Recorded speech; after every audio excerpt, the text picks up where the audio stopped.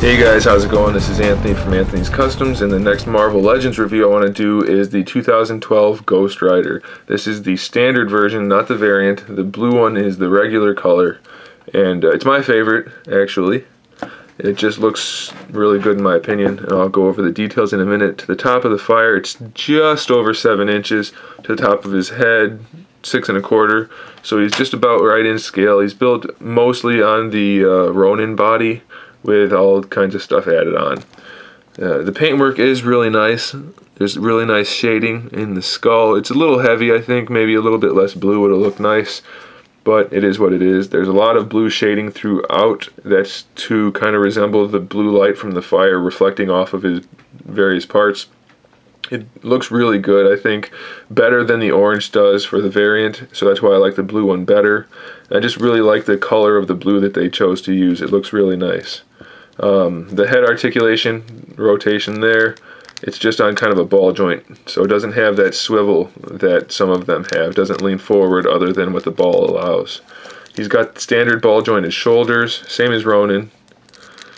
Bicep swivel, double jointed elbow, wrist rotation, and a wrist pivot. He has an ab crunch in there, but it's really only good for leaning forward. You can't lean it back really too much at all.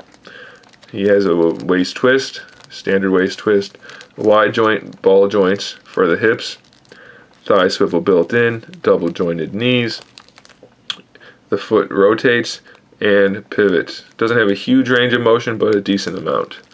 The spikes all around are relatively rounded. The shoulder pad ones aren't too bad. The ones on the boots in particular are pretty nubby. Don't care for those too much. They definitely should be pointier. The ones on the gloves aren't painted like the ones on the legs, so I don't know if that's an error. I mean, they're all like that, so I don't know if they were supposed to be like that or if it's oversight or what, but it does have spikes there that are pretty nubby as well. The paintwork on the armor is decent. It was definitely painted black, then dry brush with silver, so it has a kind of worn look. It definitely looks good. The sculpting's good. The chains are painted okay. The chains, as you can see right in this area, are really kind of cheap looking though. They're not chains. That would have been a great touch if they actually put some chains on there. They're loose, but it's just rubber that's been painted, and not very well at that. The whole jacket harness assembly thing is free floating. It could come off if you wanted it to, so it doesn't bind the articulation too much. As you can see, it can just unsnap from itself right there. I don't know why, because this still gets in the way.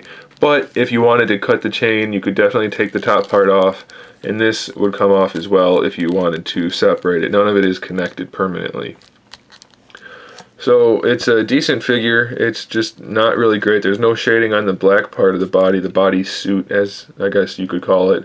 All the paintwork is on the armor and the add-on parts, and then of course on the head.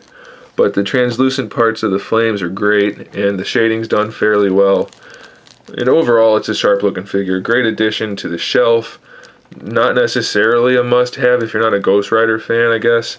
But it's a great looking figure nonetheless. And I do recommend the blue one over the orange, but that's just my opinion. Either figure is going to be a solid addition if you're looking for Ghost Rider. So there you have it, guys. Thanks for watching. Stay tuned for more figure reviews and other stuff. And in the meantime, keep collecting.